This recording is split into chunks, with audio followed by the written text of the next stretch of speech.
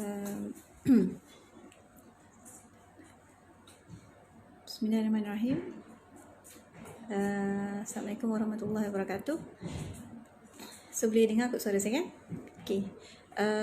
So hari ini Alhamdulillah bersyukur kepada Allah SWT atas izinnya dapat saya berkongsi sedikit taklimat berkaitan tajaan yang berada di kuis, dan saya mewakili seksyen kewangan tajaan kebajikan Pusat Hariwal Mahasiswa untuk memberikan sedikit taklimat serta berkongsi sedikit sebanyak berkaitan maklumat tajaan yang berada di kuis, di mana semua pelajar akhir peringkat matrikulasi boleh mendapatkan sedikit maklumat berkaitan tajaan.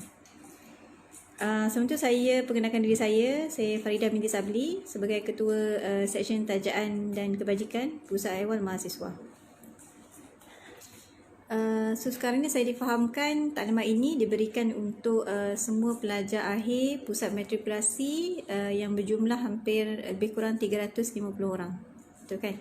Okey, so Alhamdulillah saya dah habis semester 3 sesi peringkat matrikulasi. So result pun dah tengok, semuanya excellent saya percaya. So saya ucapkan tahniah untuk semua keputusan yang dah diterima dan telah pun dilihat. So sekarang ni untuk sesi yang akan datang ni, iaitu sesi 201, semua pelajar matrikulasi pada saya diwajibkan untuk mendaftar ke peringkat ijazah sarjana muda ataupun peringkat degree untuk apa-apa program yang minat lah, ataupun berdasarkan kepada kelayakan yang program lah. So saya teruskan untuk yang pertamanya, saya perkenalkan sedikit berkaitan latar belakang Pusat Hariwal Mahasiswa. So Pusat Hariwal Mahasiswa sebenarnya terdiri daripada 4 seksyen utama yang berada di PHAM. So yang pertama terdiri daripada seksyen kewangan, tajaan dan kebajikan, di mana seksyen ini menguruskan semua hal ehwal berkaitan tajaan pelajar serta kebajikan pelajar. Yang keduanya seksyen tarbiyah, kaunseling dan kerjaya yang menguruskan berkaitan usrah, tarbiyah, kaunseling dan kerjaya berkaitan usrah, sesi kaunseling dan kerjaya pelajar dan alumni. Yang seterusnya iaitu seksyen aktiviti, sukan dan kokurikulum yang menguruskan berkaitan sukan pelajar, persatuan pelajar dan kokurikulum pelajar. Dan terakhir, PHAM terdiri daripada seksyen kediaman, penyeliaan dan disiplin. Ini menguruskan kediaman pelajar serta disiplin pelajar, disiplin pelajar lah. So seterusnya saya teruskan dengan senarai penaja yang saya kira bukannya berdaftar lah. Sebenarnya setakat ni ini adalah senarai penaja yang pelajar boleh dapatkan di kuis lah. Okey, yang pertamanya saya asingkan mengikut peringkat pengajian.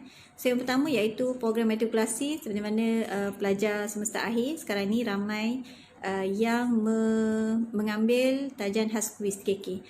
Tajan ini khusus untuk semua pelajar matrikulasi, dan tajan ini diwajibkan hanya untuk semester 1, untuk memohon semester 1 dan mesti warga negara Malaysia lah. Sudah selesai peringkat matrik. Seterusnya saya teruskan untuk tajaan di peringkat diploma dan ijazah sarjana muda.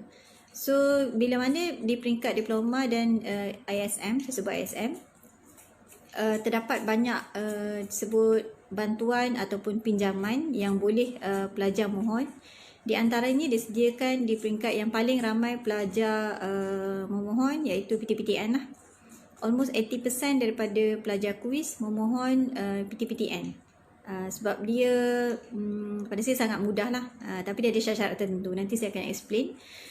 Seterusnya di bantuan tersebut, pinjaman boleh ubah daripada Majlis Amanah Rakyat, MARA. Sebelum ni MARA ni dibuka khusus untuk anak staf MARA.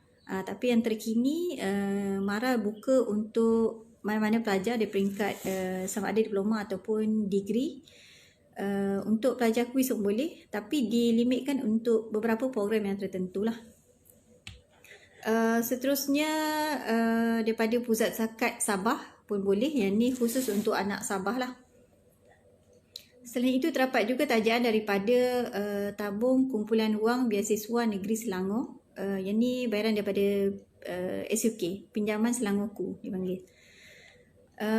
Daripada Kementerian Pendidikan Malaysia khusus untuk pelajar-pelajar OKU, juga dibuka khusus untuk pelajar OKU. Tajaan ataupun pinjaman daripada tabung haji, yang ni khusus untuk anak-anak staf tabung haji. Selain itu daripada PNB pun ada, iaitu Permodalan Nasional Berhad. Seterusnya daripada Jabatan Perkhidmatan Awam Sabah. Yang ni pun dibuka khusus untuk warga Sabah lah. Okay.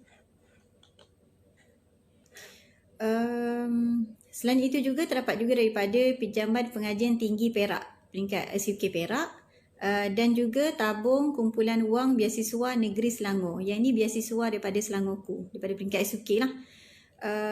Iaitu berbentuk dua tajaan, iaitu Peduli Siswa, pinjaman boleh ubah, yang ini pinjaman boleh ubah, dan juga beasiswa Sagung Tasi. Yang ini khusus untuk anak-anak orang asli lah. Di peringkat diploma degree juga terdapat bantuan ataupun pinjaman daripada Majlis Agama Islam Negeri mengikut negeri kelahiran masing-masing, sama ada wilayah Persekutuan, Selangor, Perak ataupun Negeri Sembilan. So dia back kepada negeri kelahiran masing-masing, negeri pelajar lah. Seterusnya pada yayasan negeri, sama ada Selangor ataupun Sabah pun pelajar kuis ada memohon untuk bantuan daripada negeri masing-masing, iaitu yayasan negeri masing-masing lah, ikut kelahiran negeri masing-masing.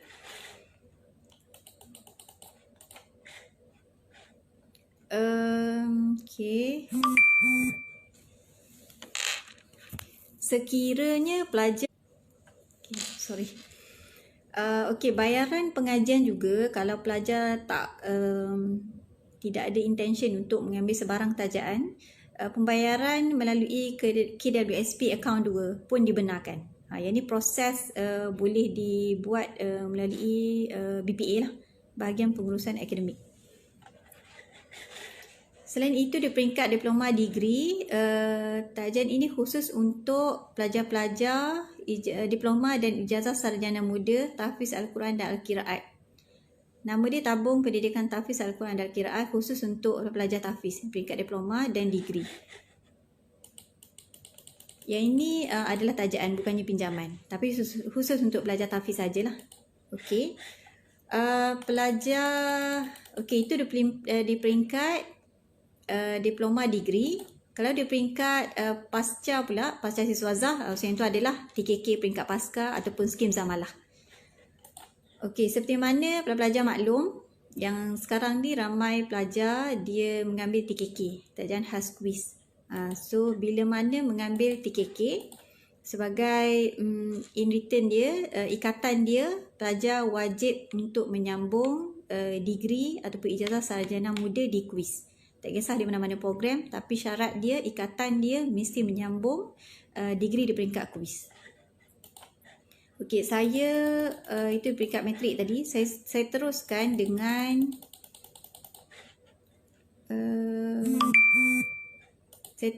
dengan taklimat berkaitan pinjaman daripada pihak PTPTN, iaitu Perbadanan Tabung Pendidikan Tinggi Nasional, PTPTN. Okey, pinjaman PTPTN dipecahkan kepada 3 bentuk peruntukan. So yang pertama, daripada kalangan keluarga yang iaitu penerima, family yang penerima BHH, bantuan sara hidup. So yang ini automatically pelajar akan menerima 100% bantuan ataupun pinjaman daripada PTPTN. Ini kategori pertama, iaitu 100%. Kategori yang kedua, pembiayaan sebanyak 75% daripada pembiayaan maksimum diberikan kepada pendapatan bulanan keluarga pelajar yang tidak melebihi RM8,000. Kalau pendapatan keluarga se-family tidak melebihi RM8,000, dia layak untuk mohon PTPTN, tapi dia jatuh dalam kategori 75% daripada jumlah yuran pengajian. Kategori yang ketiga, iaitu pembiayaan sebanyak 50%, dilayak untuk pendapatan keluarga yang tidak melebihi RM8,000. Yang tadi kalau melebihi, dia jatuh dari kategori yang kedua, 75%. Pada mana kategori yang ketiga dia hanya dapat 50% daripada total ayuran pengajian. So ini kalau income se-family tu dia melebihi 8,000. So yang ni 50% dia layak dapat. Okey, PTPTN syarat dia as long as tidak dapat bawah 2, so itu PTPTN akan tanggung lah. Kalau keputusan GPA, PNG di bawah 2, PTPTN tidak akan dia akan tarik balik pinjaman PTPTN. So jadual pembiayaan adalah per tahun. Setiap tahun mempunyai 2 sesi pengajian yang lazim, iaitu setiap sesi tu 14 minggu lah. Itu standard untuk diploma degree. So jumlah pembiayaan ni dia perlu dibagikan kepada 2 sesi pengajian lazim. Ini untuk PTPTN lah. So PTPTN akan buat proses bayaran sekiranya pelajar mendapat keputusan peperiksaan PNG 2.00 ke atas yang disebutkan tadi. Okey. So yang terkini permohonan PTPTN ni dia telah pun buka untuk pelajar diploma dan degree. Dia dah buka bermula 1 Jun sehingga 30 Jun 2020 selama sebulan. Yang ni untuk ambilan pertama. So semuanya dibuat secara online. Cuma syarat dia pelajar perlu buka akaun SSPN. Yang dulunya sebelum PKP kena pergi kaunter PTPTN. So sekarang ni pelajar dah tak perlu pergi kaunter PTPTN. Semua dah boleh dimohon secara online. Buka je website PTPTN. So permohonan baru untuk buka akaun SSPN, so directly boleh mohon dekat website PTPTN. Semuanya di website PTPTN. So bila dah ada akaun SSPN, perlu buka akaun Bank Islam. Ini syarat dia lah. Beli nombor PIN di BSN berharga RM5. Dah dapat semua tu, dah ada syarat tu, buka website PTPTN. Lepas tu mohon secara online.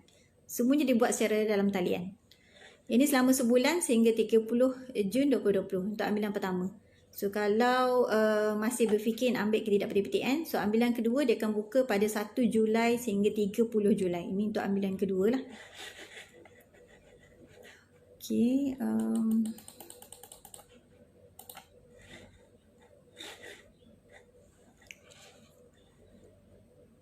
Surat kelulusan ataupun tawaran daripada PTPTN, dia akan maklumkan untuk sesi yang pertama, ambilan pertama tadi, 7 hari selepas tarikh tutup permohonan, iaitu bermula 7 Julai lah. Yang tadi tutup 30 Jun, so selepas 7 Julai, iaitu 7 hari, yang ni akan dapat surat kelulusan tawaran. Berapa yang kelayakan untuk menerima pinjaman daripada PTPTN. So dia akan mention dalam surat tawaran. Okey, seterusnya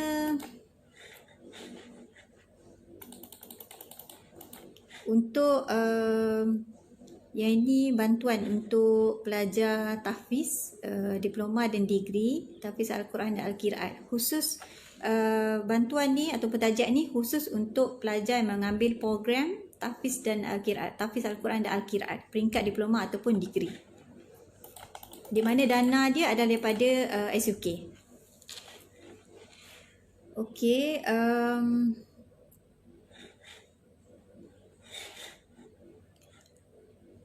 tajaan TP, di short form dia as TPTAA. Okey.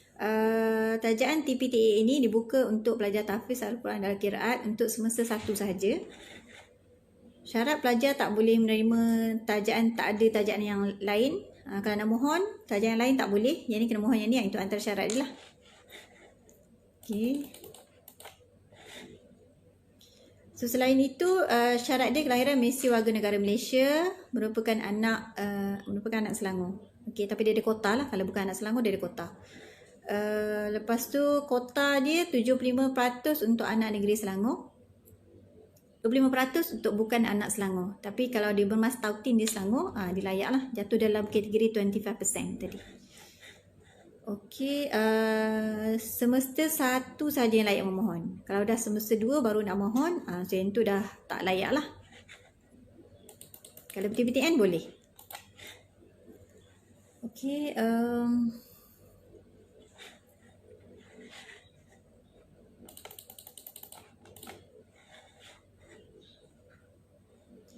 Kalau untuk pelajar pusat matrik berminat untuk mengambil program tahfiz, so dari segi insentif pembiayaan dia, kalau dia peringkat diploma, semester dia biayai semester 1, dia tak ada ni lah, dia tak ada syarat lah. Untuk semester 2 dengan 6, bacaan dia based on PNG, kalau dapat 3.00 dan ke atas, yuran pengajian dia ditaja lah. Kalau untuk program tahfiz ni, dia hanya dapat tajaan hanya yuran pengajian sahaja. Yuran asrama dan allowance sara diri, yang tu SUK tak taja lah. Yang tu sendiri. Kalau dapat pointer 2.99 ke bawah, semua tajaan tidak akan ditanggung. Dia akan ditarik balik. Kalau PTPTN tadi bawah 2. Kalau tahfiz tadi 2.99 ke bawah, semua tajaan tahfiz akan ditarik balik. Ini untuk peringkat diploma. Sama juga untuk peringkat degree, kalau pointer 3.00 ke atas, yuran pengajian ditanggung. Kalau 2.99 ke bawah, sama, dia akan ditarik. Okey, untuk program khas peduli siswa, pinjaman boleh ubah dalam negara. So yang ni di bawah peringkat SUK lah. Nanti boleh masuk dia punya website. Dia pun ada bagi juga dia punya pinjaman. Tapi memang semua tu apply online di bawah website Kerajaan Negeri Selangor. Yang tu ada. Okey. Kat sini saya cuma nak tekankan antara poin yang paling penting.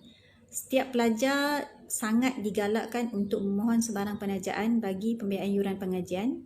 Pelajar perlu menyelesaikan yuran pengajian semasa sebelum tarikh mencetak slip peperiksaan akhir. Kegagalan menyelesaikan yuran pengajian akan menghalang pelajar daripada mencetak slip peperiksaan dan menduduki peperiksaan akhir. Okey, ini kalau kesan dia kalau tak ambil sebarang tajaan. Saya nak tengok dulu untuk semester 1 saya cuba tak ambil sebarang tajaan. PTPTN pun saya tak ambil, daripada zakat pun saya tak ambil. Tapi kesan dia awal tak nampak boleh daftar semester. Tapi by the time nak exam nanti, bila yuran tidak diselesaikan untuk semester 1, so dia tak boleh untuk menduduki peperiksaan akhir. Sebab tu saya tekankan tadi, semester 1 kalau nanti plan untuk semester 2 dan semester ketiga, saya plan untuk dapatkan tajaan. So semester 1 ni ambil dulu PTPTN. Mungkin fikirkan nanti dia punya interest ke apa, interest dia 3% je. Tapi kalau nanti plan nak tukar kepada tajaan, nanti boleh tukar. PTPTN tadi boleh stop. Yang penting dapatkan dulu pinjaman PTPTN. Nanti kalau dah dapat tajaan yang lain tu, yang tu PTPTN boleh stop kan lah. Okey, section saya juga sebenarnya menjaga untuk kebajikan pelajar. So saya bagi sedikit berkaitan dengan kebajikan pelajar lah. Tapi sebab existing pelajar matrik, mungkin dia dah tahulah kebajikan pelajar macam mana, apa yang di cover lah. So kita ada tabung infak pelajar. So dalam tabung infak pelajar ni dia ada pelbagai kategori bantuan lah. Antaranya bantuan sara diri, bantuan pengajian, bantuan pendidikan untuk yuran pengajian, kecemasan, kesihatan dan bawah manfaat umum. Semua ini di dalam tabung infak pelajar yang pelajar bayar awal semester dulu. So yang ni antara pecahan bantuan yang boleh disalurkan kepada semua pelajar kuis lah. Selain itu, untuk kebajikan pelajar, kuis juga menyediakan perlindungan takaful hayat berkelompok, yang hospitalization, yang admit ke hospital. So di bawah takaful ini dia di cover lah untuk pelajar kemasukan ke hospital, yang tu di bawah tanggungan kuis lah. Kita ada juga takaful kemalangan diri berkelompok. Kalau jadi apa-apa kepada pelajar yang menyebabkan yang di kemalangan, so yang ni ada manfaat yang kuis cover lah. So selain itu ada juga takaful hospital dan pembedahan berkelompok. Yang first tadi tu takaful hayat ni menyebabkan kematian. Yang first tadi tu Yang takaful hayat berkelompok kalau berlaku kematian kepada pelajar, so waris akan menerima manfaat daripada kejadian tu lah. Yang terakhir tadi takaful hospital dan pembedahan berkelompok, yang ni hospitalization. Yang pelajar bayar tu kalau admit perlukan kemasukan ke hospital, yang ni boleh kuis cover lah. Rawatan pesakit luar dan juga menguruskan program khas seperti program khidmat komuniti. Okey, kalau untuk takaful hayat berkelompok tadi tu, kalau berlaku sebarang kematian kepada pelajar, so waris akan menerima manfaat sebanyak RM10,000 untuk kekhidmatan kekal. Kematian yang menyebabkan kekhidmatan kekal, waris juga akan menerima sebanyak RM10,000. Seterusnya, di bawah takaful kemalangan diri berkelompok, sekiranya berlaku kematian disebabkan kemalangan tadi, pelajar akan menerima RM12,000. Okey, dan seterusnya untuk takaful hospital dan pembedahan berkelompok, yang ni had keseluruhan tahunan RM10,000, kadar bilik RM150. Okey, untuk rawatan pesakit luar iaitu outpatient, yang tadi sebut tu inpatient, kita kalau klinik di sekitar Bandar Seri Putera ni, tapi sekarang pelajar dia tak berada di kuis kan, untuk pelajar baru betul lah, nanti dia akan ada untuk rawatan pesakit luar, kita ada dua klinik yang memang berdaftar dengan kuis, iaitu Poliklinik Anur di Bandar Seri Putera ni, dan juga Klinik Hasif. Yang tu boleh dapatkan rawatan di klinik yang disebutkan tadi, itu untuk outpatient lah. Yang ni had keseluruhan tahunan pelajar berjumlah RM80 untuk setahun. So 2 sesi pengajian. Yang tadi tu bila dah habis satu sesi ke, dia memang limit dia 80 je setahun. So kena, dia kalau habis boleh pergi ke KK kat atas ni. Okay, alright. So dari segi taklimat tajaan ni, saya rasa setakat tu dululah untuk taklimat tajaan. So saya go through, mungkin ada soalan berbangkit daripada pelajar, saya cuba jawab lah. Okay.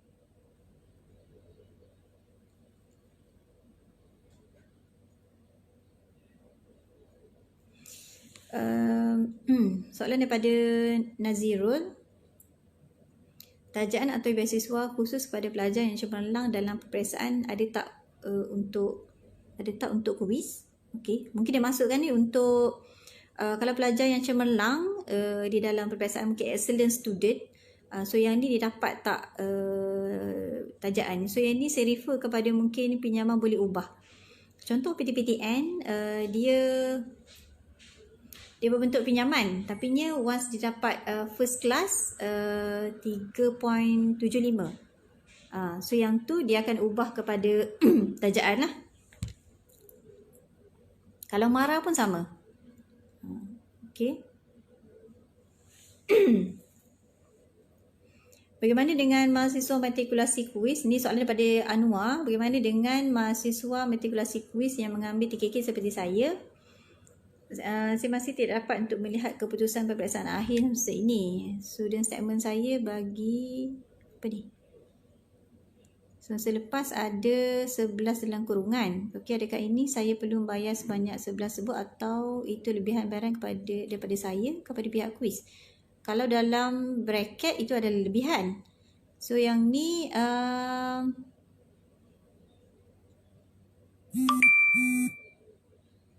Anwar ni ada tajaan 3K so tak boleh tengok result semester berapa nanti kalau Anwar boleh email pada saya pun boleh, saya cuba semakkan balik. Tapi kalau di dalam bracket 11 tu sepatutnya itu ada lebihan. Tapi kalau anda tajaan TKK, saya kena semak dulu kenapa tak boleh tengok result tu, semester berapa, semua saya kena tahu detail lah. So nanti Anwar boleh email kepada saya farida@quiz.edu.my. Nanti section saya akan buat semakan lah.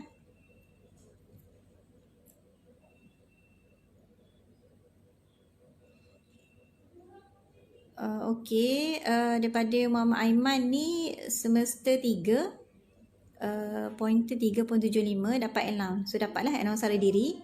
Cuma nanti kita akan bawa pengesahan allowance sara diri ni sebab hari tu kita PKP. So kita tak dapat mengesahkan ada beberapa keputusan mesyuarat ni di mesyuarat jawatankuasa induk penajaan.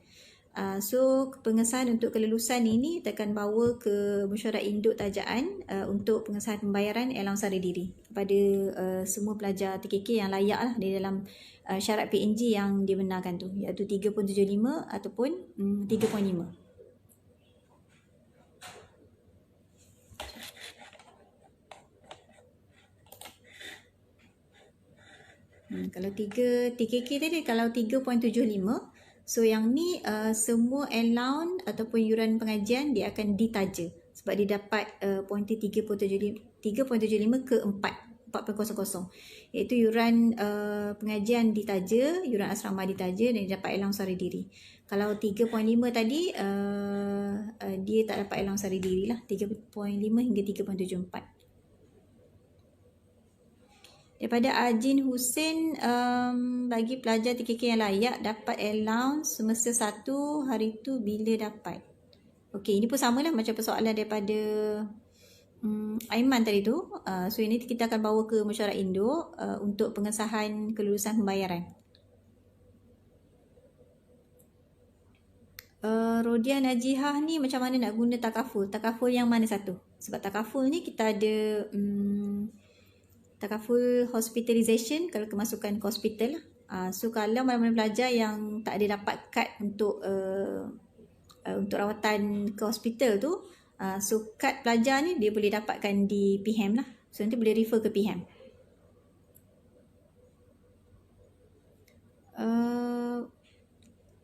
Neila Nim ni memang semua akan tinggal di quiz ke nanti? Okey, yang ni macam tak related dengan tajaan ni, tapi yang kalau tinggal di quiz ni untuk saya difahamkan daripada arahan kerajaan tu untuk semester 1.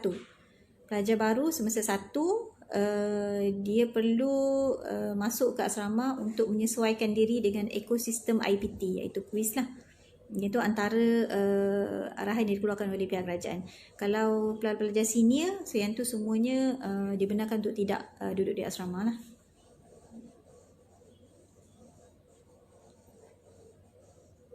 Anwar Azmuddin tadi okey, dia jawab semester 3. Semester 3 TKK. Okey. Nanti Anwar email dekat saya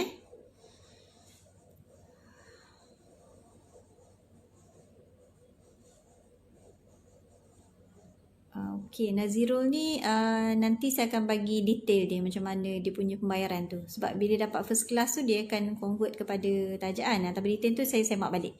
Nanti Nazirul email saya boleh? Saya explain balik. Betul tu email saya, tapi F tu kecil lah, takut ni tak sampai pula email saya. farida@kuis.edu.my. betul.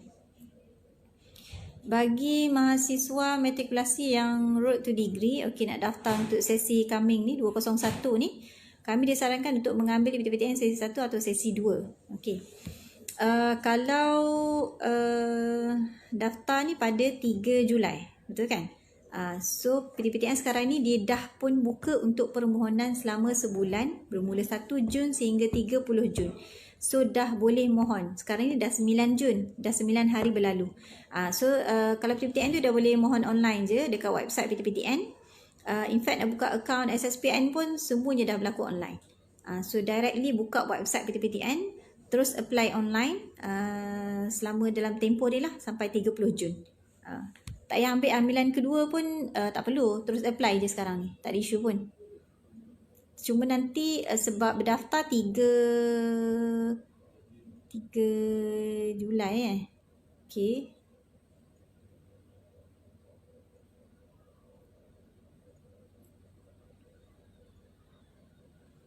Okey, kalau Nazirul ni sama yang berbangkit tadi tu, dia akan bawa ke mesyuarat jawatankuasa induk penajaan untuk pengesahan kelulusan bayaran allowance sara diri kepada pelajar.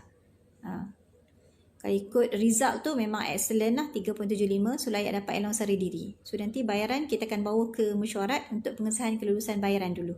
Pada 17 hari bulan 6 mesyuaratnya.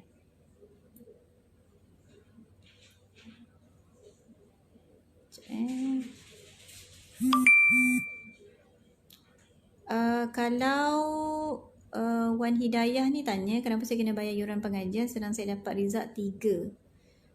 Kalau keputusan TKK dia mendapat 3.00 sehingga 3.49.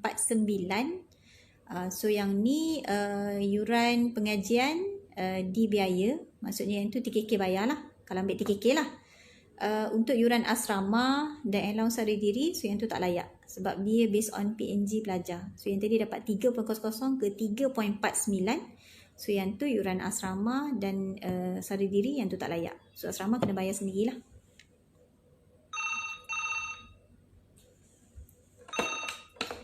Okay, Anwar tadi, adakah boleh mahasiswa semester baru untuk tidak menginap sama atau itu adalah arahan KPT? Okey, kalau berkaitan asrama ni, nanti boleh email kot kepada Ustaz Salman. Sebab setakat keputusan KPT ni, kalau pelajar baru, dia perlu duduk di asrama. Itu arahan KPT lah, untuk menyesuaikan diri dengan ekosistem kuis. Yang tu saya baca dah arahan tu, setakat tu macam tu lah. Tapi kalau untuk tak menginap tu, yang tu mungkin kena email kepada Ustaz Salman kot. Saya pun tak berani nak cakap, sebab itu bukan bidang saya lah. Saya section tajaan, so tak berani nak komen. So lepas ni ada sharing ataupun perkongsian daripada section kediaman. So mungkin boleh nanti tanyakan kepada section kediaman.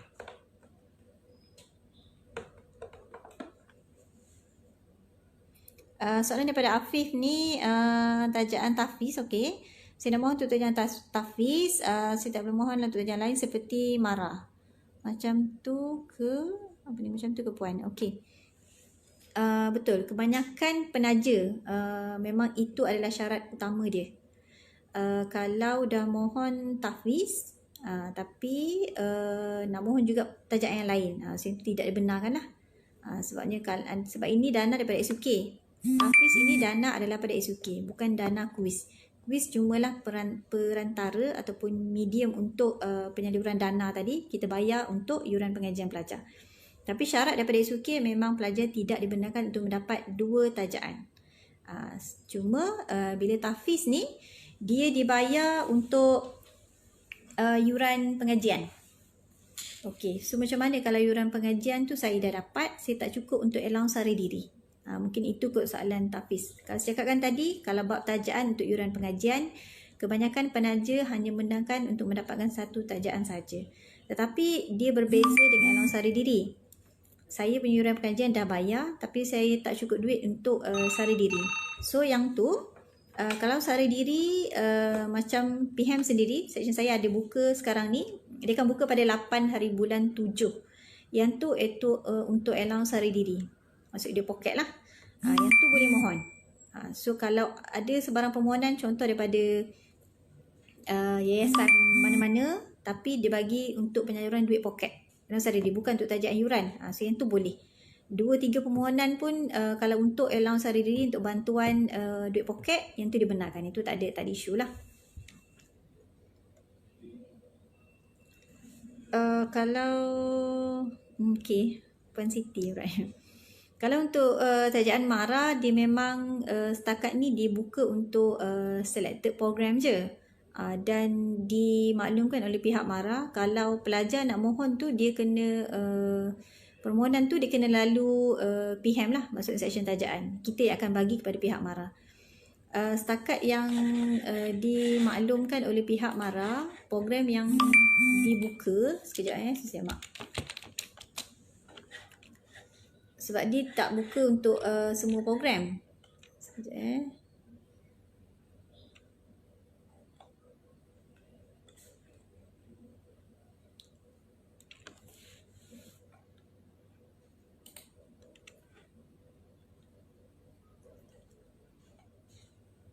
Okey, yang digariskan oleh pihak MARA, antara 9 bidang strategik yang disebut oleh MARA ni, yang dibuka untuk tahun 2020 ni, yang pertama engineering dan environment, so yang tu tak ada di kuis lah.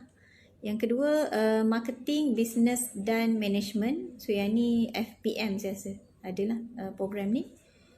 Creative design, yang keempat IT dan computer science, ini FSTM.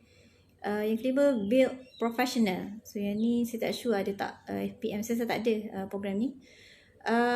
Yang seterusnya bidang accounting and finance, so ini MARA buka untuk permohonan. Yang seterusnya medical science, yang ni tak ada di kuis lah. Food security, so yang ni tak ada. Dan terakhir transport, vehicle and design engineering, so yang ni pun tak ada. So itu antara 9 bidang utama yang dibuka oleh pihak MARA. So kuis tak banyak sangat related lah, yang nampaknya IT dengan management, marketing tadi. So yang tu boleh hantar permohonan. Cuma Cara mohon tu Mara pun dia tak ada bagi borang, tapi nanti saya semak balik dengan pihak Mara macam mana. Bila tarikh dibuka semua tu.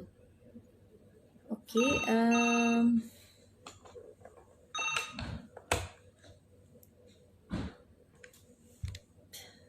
Okey, boleh saya mohon bagi penginapan untuk mendapatkan penginapan di aras paling bawah.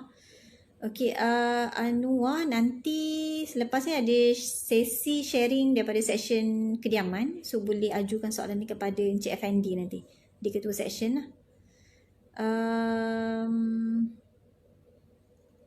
Okey, saya ambil 3K dan saya dapat 3.5, tapi kenapa yuran saya tak tolak lagi? Firdaus, nanti kalau ada isu ni, email kepada saya boleh? Saya kena semak dulu tu. Email saya tadi, farida@equiz.edu.my. Okey, Aiman, email seksyen kediaman. Selepas ni ada sharing by seksyen kediaman. Nanti Aiman boleh tanya direct kepada Encik Effendi. Okey. Nurin, kalau permohonan zakat tu bawah tajaan ke bantuan? Zakat untuk tajaan yuran ke ataupun bantuan sara diri? So, kalau bantuan sara diri, dia ada had kifayah yang telah ditetapkan di bawah pusat zakat kuis ni. Yang tu boleh direct di bawah pusat zakat kuis. Kalau kami ni, PHAM ni, dia had kifayah 1,500 ke 3,000. Yang tu bawah PHAM lah. Kita akan buka nanti pada 8 Julai. 8 Julai sehingga 14 Julai. Semuanya online. So, nanti kita dekat LMS semua kita dah upload. Apply online je yang tu. Itu untuk allowance pocket lah. Duit sara diri.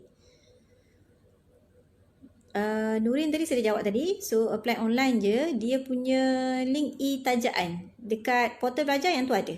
So, nanti apply online je. Dia bermula 8 Julai. 9 kan 8 Julai sehingga 14. Okay.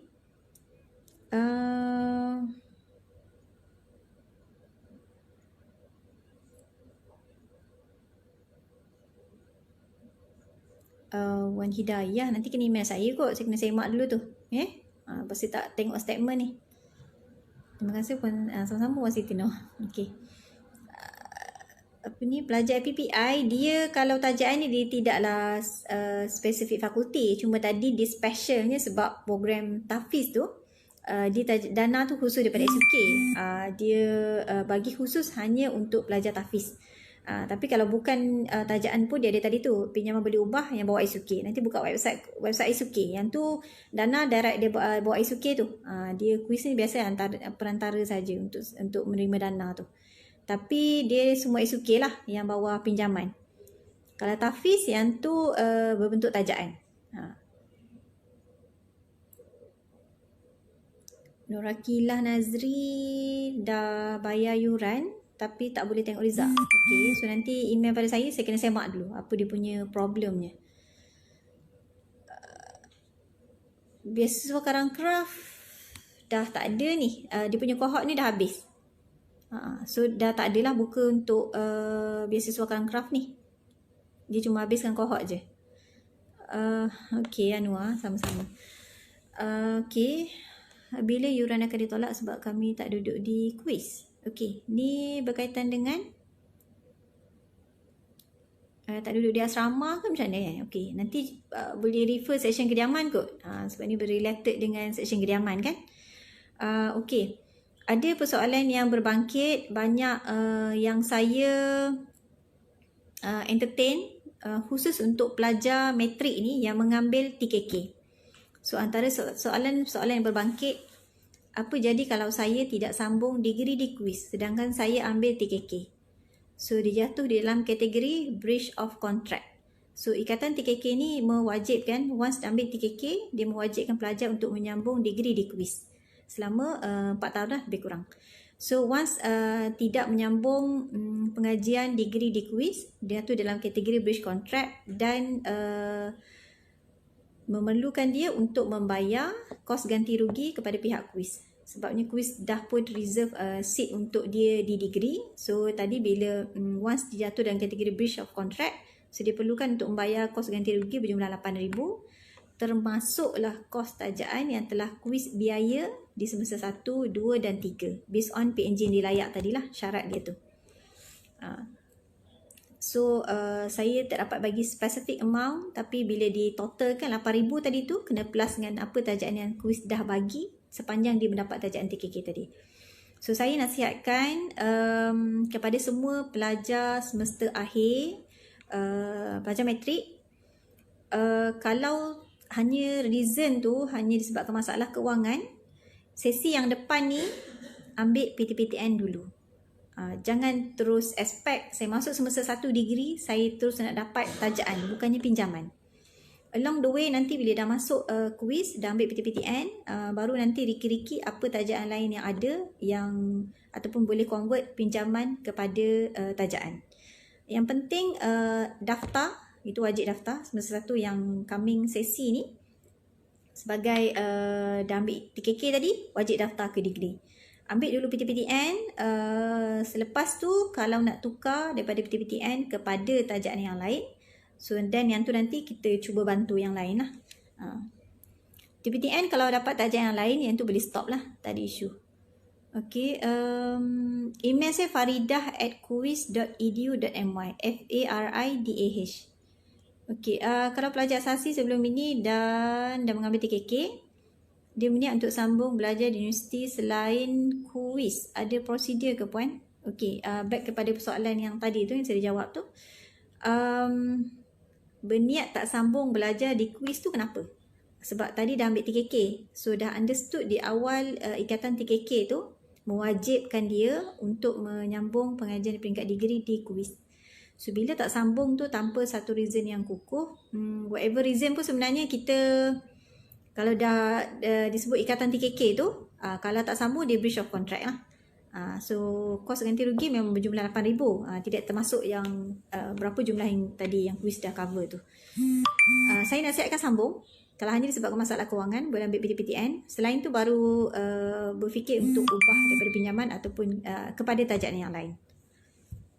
Kalau ada reason yang lain disebabkan masalah family ke apa,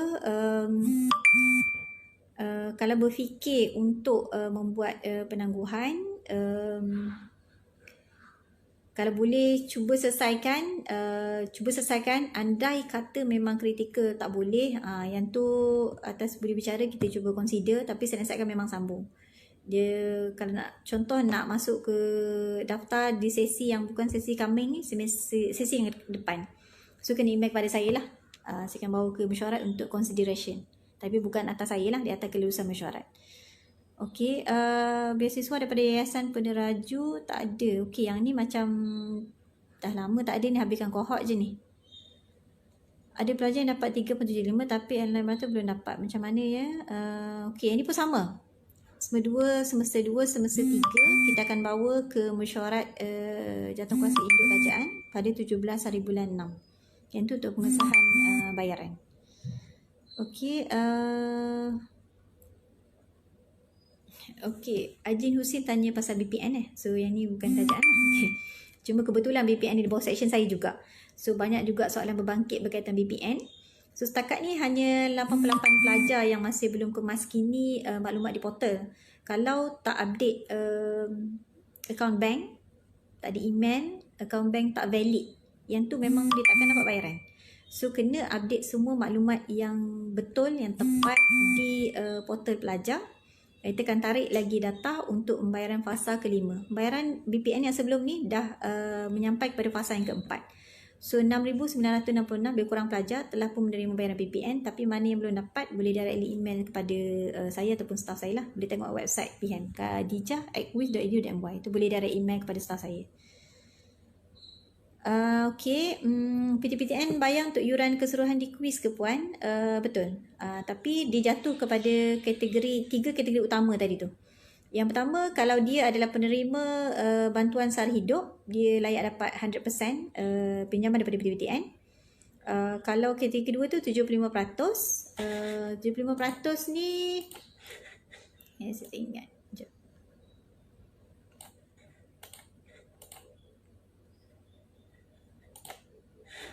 Kalau kategori yang kedua iaitu 70% daripada jumlah keseluruhan total yuran pengajian, kalau income se-family dia tidak melebihi 8,000. Yang tu dia bawah 70% kelayakan dia dapat. Kalau 50% dia income se-family melebihi 8,000, so dia hanya dapat 50% daripada total yuran pengajian. Itu untuk PTPTN tadi. Yang layak dapat 100% tadi tu yang penerima tadi tu lah, BHH tu. Sebab ini syarat semua daripada PTPTN.